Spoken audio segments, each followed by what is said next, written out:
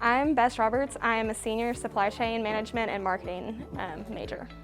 We're working with Crystal Bridges on their creative kits for grade schools in the area and trying to improve their processes as far as assembly, production, inventory levels, and order processing.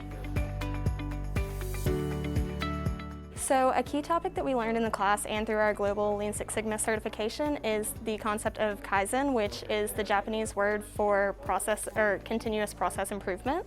And we kind of use it throughout this project and in the class because we are working to improve their process, and there's always a way to make it better. It is important to go through those steps because without them, you often insert biases in ways that don't actually apply to the process, and by stopping and looking at it as a whole, you can better improve the process.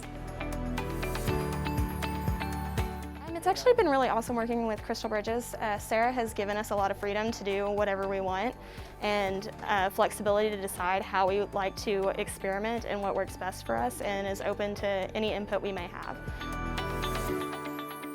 I think that this group project has allowed us to take what we've learned in a classroom and really apply it to a real-world setting and see what happens from what we change. And I think that it will give me grounds to, in my future and hopefully future career, be able to use this knowledge and experiment to better improve processes elsewhere.